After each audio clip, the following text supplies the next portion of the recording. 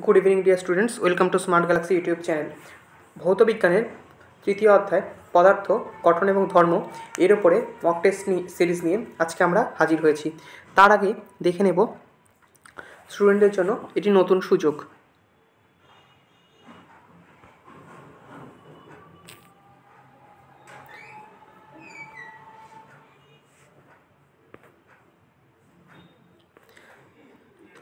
Dear students, smart Galaxy তোমাদের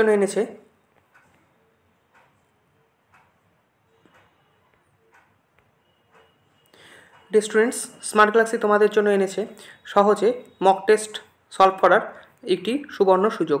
এখানে তোমরা পেয়ে যাবে বিভিন্ন আলাদা আলাদা টিচারদের দ্বারা প্রস্তুত করা কোশ্চেন সেট এবং সেটা বিভিন্ন সাবজেক্টের ওপরে। তোমরা এর সফট কপি বা হার্ড কপি চাইলে আমাদের ডেসক্রিপশন বক্সে দেওয়া লিঙ্কে কন্ট্যাক্ট করতে পারো। এখানে তোমরা পেয়ে যাবে প্রিভিয়াস ইয়ারের সলভ কোশ্চেন প্লাস তার সাথে সাথে আমাদের সাজেশনস, যেগুলো তোমাদের আপকামিং এএনএম জিএনএমে স্কোর করতে ভালোর মতো সাহায্য করবে। প্রত্যেকটি প্রশ্নর সাথে সাথে এখানে পেয়ে যাবে তার উত্তর এবং সেই উত্তরের এক্সপ্লেনেশন। যেসব সাবজেক্ট তোমাদের পরীক্ষায় আসবে, অর্থাৎ ইংলিশ, ম্যাথ, বায়োলজি এবং অবশ্যই ফিজিক্যাল সায়েন্স, সে সমস্ত সাবজেক্ট একত্রে এখানে এই বইয়ের মধ্যে আছে। তো তোমরা যারা এই বইটি কালেক্ট করতে চাও অ্যাজ এ সফট কপি বা হার্ড কপি, তারা অবশ্যই ডেসক্রিপশন বক্সে দেওয়া লিঙ্কে যোগাযোগ করতে পারো। চলে আসবো আমাদের আজকের ক্লাসে।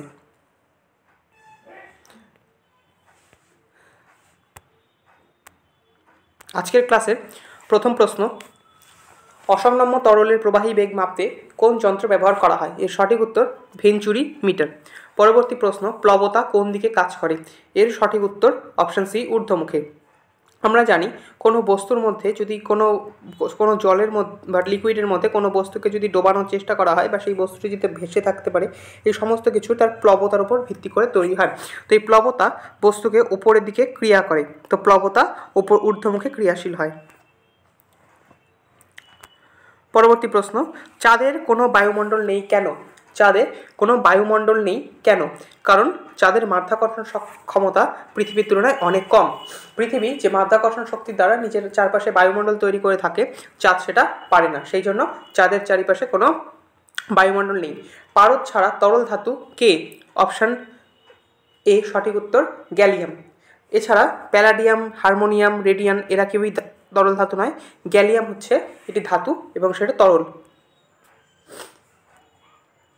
পরবর্তী প্রশ্ন, চাপ সঞ্চালনের নীতি কি নামে পরিচিত?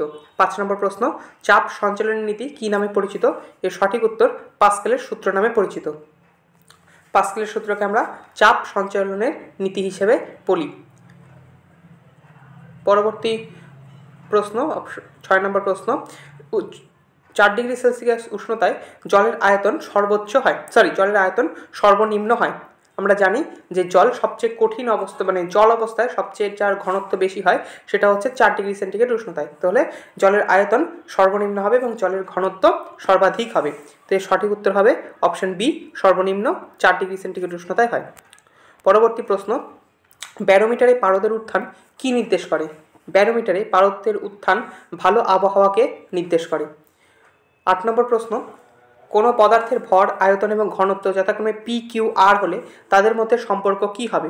তাদের মধ্যে সম্পর্ক কিন্তু হবে P equals to Q into R. P equals to Q into R, অর্থাৎ আমরা এখানে দেখতে পাচ্ছি আয়তন ইকুয়ালস টু ঘনত্ব ইন্টু ভর। আমরা জানি ঘনত্ব আমরা ভর বাই আয়তন করি, তো ভর বাই আয়তন করি,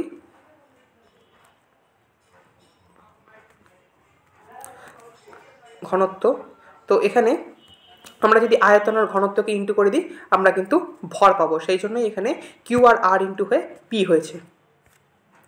চলে আসবো আমাদের পরবর্তী প্রশ্নে, পৃথিবীর নিরক্ষীয় অঞ্চলে জি এর মান কত হয়? পৃথিবীর নিরক্ষীয় অঞ্চলে জি এর মান হয় 9.78 মিটার পার সেকেন্ড স্কোয়ার। স্থানভেদে কোনটি পরিবর্তনশীল? স্থানভেদে পরিবর্তনশীল অর্থাৎ পৃথিবীর ভূপৃষ্ঠে বিভিন্ন জায়গায়, অর্থাৎ আমরা নিরক্ষীয় অঞ্চলে বা মেরু অঞ্চলে বা ক্রান্তীয় অঞ্চলে বিভিন্ন অঞ্চলে নিয়ে গেলে সেটা বিভিন্ন রকমের হবে, স্থানভেদে সেটি ভিন্ন রকম হয়ে যায়। স্থানভেদে পরিবর্তনশীল কোনটি? বস্তুর ওজন, আয়তন, ঘনত্ব এবং ভর। এর সঠিক উত্তর হবে কিন্তু বস্তুর ওজন। নিচের কোনটি তরল ধাতু? অবশ্যই গ্যালিয়াম তরল ধাতু। এছাড়া পারদ আছে, পারদ এখানে অপশনে নাই, তো গ্যালিয়াম হবে সঠিক উত্তর। ব্যারোমিটারে পারস্তম্ভের উচ্চতা হঠাৎ কমতে শুরু করলে সেটি কি নির্দেশ করে? ব্যারোমিটারে পারস্তম্ভের উচ্চতা হঠাৎ যদি কমে তাহলে সেটা ঝড়ের সম্ভাবনা নির্দেশ করে। নিম্নলিখিত কোন পদার্থটির পৃষ্ঠটান সবথেকে বেশি? নিম্নলিখিত কোন পদার্থটির পৃষ্ঠটান সবথেকে বেশি? এর সঠিক উত্তর হবে হচ্ছে জল। অ্যালকোহল, হাইড্রোক্লোরিক অ্যাসিড, জল এবং ইথার, এর সঠিক উত্তর হবে হচ্ছে জল। জলের পৃষ্ঠটান কিন্তু বাকিদের থেকে বেশি। পরবর্তী প্রশ্ন, বায়ুর চাপ প্রয়োগের কারণ কি? বায়ু যে কোনো বস্তুকে চাপ প্রয়োগ করে সেই চাপ প্রয়োগের কারণ কি? কারণ বায়ুর অণুগুলির গতিশীলতা, বায়ুর অণুগুলি গতিশীল হয় এবং সেই কারণে বায়ু কোনো বস্তুর উপর চাপ প্রয়োগ করতে পারে। আপেক্ষিক গুরুত্বের একক কি? 15 নম্বর প্রশ্ন, আপেক্ষিক গুরুত্বের একক গ্রাম পার সিসি, পাউন্ড ঘনফুট, কেজি পার মিটার স্কয়ার, এগুলো কোনোটি নয়। আপেক্ষিক গুরুত্বকে আমরা সাধারণত আমাদের যে বেগের সাথে তুলনা করি, কখনো কখনো এর একক নিউটন আমরা ইউজ করি, তো এর একক কিন্তু এখানে কোনোটি নয়। পরবর্তী প্রশ্ন, এয়ার পকেট সৃষ্টি হওয়ার কারণ কি? 16 নম্বর প্রশ্ন, এয়ার পকেট সৃষ্টি হওয়ার কারণ কি? তাপমাত্রার পার্থক্যের জন্য এয়ার পকেট সৃষ্টি হয়। এই এয়ার পকেট যখন বজ্রবিদ্যুৎ হয় সেখানে এয়ার পকেট সৃষ্টি হয়, অর্থাৎ বাতাসের একটি গ্যাপ দেখা যায়। পরবর্তী প্রশ্ন, গাড়িতে হাইড্রোলিক ব্রেক চলে বা এটি কোন নীতির উপর ভিত্তি করে চলে? 17 নম্বর প্রশ্ন, এর সঠিক উত্তর হবে পাস্কেলের নীতির উপর ভিত্তি করে কিন্তু হাইড্রোলিক ব্রেক যেটা সেটা চলে। কে সার্বজনীন মহাকর্ষ সূত্র প্রবর্তন করেন? 18 নম্বর প্রশ্ন, নিউটন সার্বজনীন মহাকর্ষ সূত্র প্রবর্তন করে। নিউটনের নাম তোমরা এর জন্য বিখ্যাত, প্রত্যেকেই জানো। কোনো বস্তুর ওজন চাঁদে 3 কেজি হলে পৃথিবীতে তার ভর কত হবে? চাঁদে যদি 3 কেজি হয় তাহলে পৃথিবীতে সেই বস্তুর ওজন কিন্তু, যেহেতু আমরা জানি যে পৃথিবীর মাধ্যাকর্ষণ শক্তি চাঁদের 6 গুণ বেশি, তাহলে পৃথিবীতে চাঁদে 3 গুণ হলে পৃথিবীতে তার সাথে আমরা 6 ইন্টু করে দেবো, অর্থাৎ 18 কেজি হবে। তরলের ঘনত্ব বা আপেক্ষিক গুরুত্ব পরিমাপ করা হয় কোন যন্ত্রের সাহায্যে? অপশন সি হাইড্রোমিটার, হাইড্রোমিটারের সাহায্যে পদার্থের আপেক্ষিক তরলের ঘনত্ব এবং আপেক্ষিক গুরুত্ব পরিমাপ করা হয়। পরবর্তী প্রশ্ন, বায়ু কোন ধরনের পদার্থ? যৌগিক পদার্থ, মিশ্র পদার্থ, মৌলিক পদার্থ এবং পরিবর্তনশীল পদার্থ। এর সঠিক হচ্ছে বায়ু মিশ্র পদার্থ। মিশ্র পদার্থ অর্থাৎ বায়ুকে কিন্তু আমরা কম্পাউন্ড নয় মিক্সচার বলবো। যৌগিক পদার্থ মানে কম্পাউন্ড নয়, কারণ কম্পাউন্ড জল হতে পারে বা কম্পাউন্ড নাইট্রোজেন ডাইঅক্সাইড হতে পারে। কম্পাউন্ডের মধ্যে যে দুটো ভিন্ন ভিন্ন বা দুটো বা ততোধিক ভিন্ন সাবস্টেন্স থাকে তা একটি নির্দিষ্ট অনুপাতে থাকে, কিন্তু বাতাসে সমস্ত জিনিসপত্র নির্দিষ্ট অনুপাতে থাকে না, সেই জন্য বাতাসকে আমরা মিশ্র পদার্থ বলবো। মিক্সচারের যে আমরা ফিচার্সগুলো পড়ি তার সাথে বাতাসের যে ফিচার্স সেগুলো মিলে যায়, সেই জন্য আমরা বাতাসকে মিশ্র পদার্থ বলবো, যৌগিক পদার্থ বা কম্পাউন্ড বলবো না, মিক্সচার বলবো।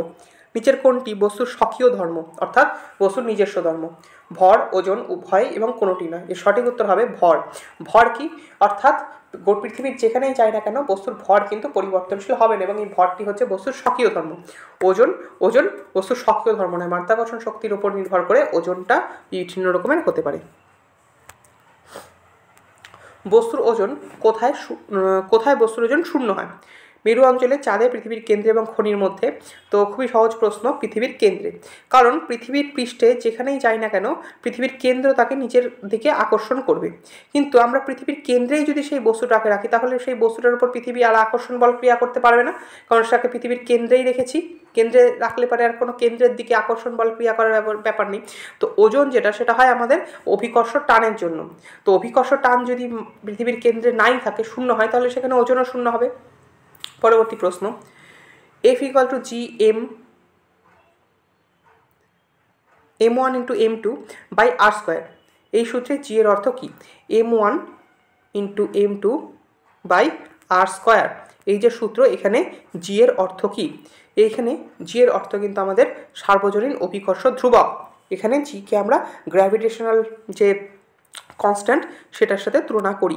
আমরা এই সূত্রের মধ্যে m1 এবং m2 পাই। এখানে m1 হচ্ছে আমাদের কোনো ভারী বস্তুর ভর বা m2 হচ্ছে কোনো হালকা বস্তুর ভর।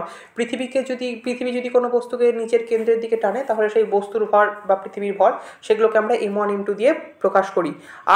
আর মানে হচ্ছে তাদের মধ্যবর্তী দূরত্ব, এবং r² মানে দূরত্বের বর্গ, আর সেটা হচ্ছে অভিকর্ষ যে টান সেটা আমরা এইভাবে নির্ণয় করি। F = G × m1 m2 / r²। আর জি এর মানে হচ্ছে এখানে সার্বজনীন অভিকর্ষ যে ধ্রুবক। চলে আসবো আমাদের পরবর্তী প্রশ্নে বলা হয়েছে কোনো ব্যক্তি কখন ওজন শূন্য বলে নিজেকে অনুভব করবে। কোন ব্যক্তি কখন নিজের ওজন শূন্য বলে অনুভব করবে? লিফটে ওঠার সময়, মহাকাশযানে আবর্তনকালে, চাঁদে নামার সময় এবং জলের তলায়। এর সঠিক উত্তর কিন্তু মহাকাশযানে আবর্তনকালে, যেহেতু পৃথিবীর অভিকর্ষজ শক্তি তার উপর অ্যাপ্লিকেবল হবে না, সেই জন্য মহাকাশযানে আবর্তনকালে সে নিজের ওয়েটকে শূন্য বলে অনুভব করবে। পরবর্তী প্রশ্ন 26 নম্বর প্রশ্ন, কোন ক্ষেত্রে আর্কিমিডিসের নীতি প্রযোজ্য হয়? তরলের ক্ষেত্রে, গ্যাসের ক্ষেত্রে, উভয় ক্ষেত্রে এবং কোনোটিই নয়। এর সঠিক উত্তর কিন্তু আমাদের উভয় ক্ষেত্রেই হবে। তরলের ক্ষেত্রে যে আর্কিমিডিসের নীতি প্রযোজ্য হয় এটা তোমরা জানোই, এছাড়াও গ্যাসের ক্ষেত্রেও হয়। তো তরল আর গ্যাস উভয়ের ক্ষেত্রেই যদি হয় তাহলে অপশন সি হয়ে যাবে, উভয় ক্ষেত্রে। পরবর্তী প্রশ্ন, যে যন্ত্রের সাহায্যে তরলে ভাসমান বিভিন্ন ঘনত্বের বস্তু কণাকে আলাদা করা যায় সেটি কোনটি? যে যন্ত্রের সাহায্যে তরলে ভাসমান বিভিন্ন ঘনত্বের বস্তু কণাকে আলাদা করা যায় সেটি কোনটি? সেন্ট্রিফিউজ, মাস স্পেক্ট্রোমিটার, সেক্সট্যান্ট, কোনোটি নয়। এর সঠিক উত্তর কিন্তু সেন্ট্রিফিউজ অর্থাৎ এরকম একটি টেস্ট টিউবের মতো একটা যন্ত্র থাকবে, তার মধ্যে একটি লিকুইড থাকবে এবং সেখানে আমাদের বিভিন্ন রকমের রিডিং দেওয়া থাকবে। আমরা জানি এটা আমরা ফিজিক্যাল সায়েন্সে বা এটা আমরা লাইফ সায়েন্সে বহুবার পেয়েছি এই সেন্ট্রিফিউজ যন্ত্রের ব্যবহার, যেখান থেকে এই সেন্ট্রিফিউজ যন্ত্রের সাহায্যে কিন্তু দুধ থেকে বাটার বা মাখনও উত্তোলন করতে সাহায্য হয়। পরবর্তী প্রশ্ন, টরিসেলির শূন্যস্থানে কি থাকে? টরিসেলির শূন্যস্থানে থাকে হচ্ছে পারদ বাষ্প। আমরা জানি টরিসেলির একটা এরকম টেস্ট টিউব রাখবো, এখানে আমরা একটা পারদ ভর্তি রাখবো এবং সেখানে আমরা দেখব পারদের যে উচ্চতা সেটা 76 সেন্টিমিটার অবধি পৌঁছাতে পারে, তার উপরে এই জায়গাটায় পারে না। এই যে এখানে একটা ফাঁকা স্থান দেখা যায় সেটাকে আমরা পারদ বাষ্প দিয়ে ভর্তি থাকে এবং টরিসেলির শূন্যস্থান বলি। পরবর্তী প্রশ্ন, একটি বস্তুর ভর 50 গ্রাম হলে বস্তুটির আয়তন কত হবে? এবার এখানে ঘনত্ব বলেছে 10 গ্রাম পার ঘন সেমি। এখানে বলেছে বস্তুর আয়তন 50 আর ঘনত্ব 10 গ্রাম পার ঘন সেমি। আমরা জানি বস্তুর ভর বাই আয়তন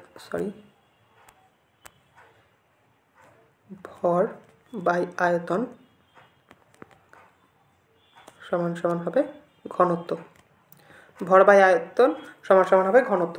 এখানে বলেছে বস্তুটির ঘনত্ব 10 গ্রাম, বস্তুটির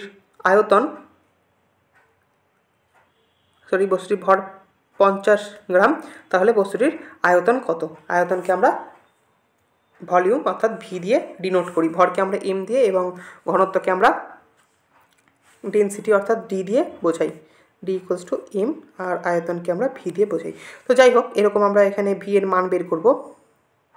এখানে আমরা এটাই পাবো যে ভি যদি এখানে উপরে চলে যায় তাহলে 10টা নিচে চলে আসবে, তো উপরে থাকবে হচ্ছে আমাদের 50, নিচে থাকবে আমাদের 10। এখানে 10 আর 50 যদি কাটাকাটি করি থাকবে হচ্ছে 5। তো অপশান হবে আমাদের এ, 5 ঘন সেমি। পরবর্তী প্রশ্ন, এসআই পদ্ধতিতে ওজনের অভিকর্ষীয় একক কি? এসআই পদ্ধতিতে অভিকর্ষজ একক কিন্তু কিলোগ্রাম পার ভার। আজকে শেষ প্রশ্ন এটাই ছিল। এখানেই তোমাদের আজকের ক্লাস শেষ। দেখা হচ্ছে আগামীকাল একটি নতুন মক টেস্ট সিরিজ নিয়ে।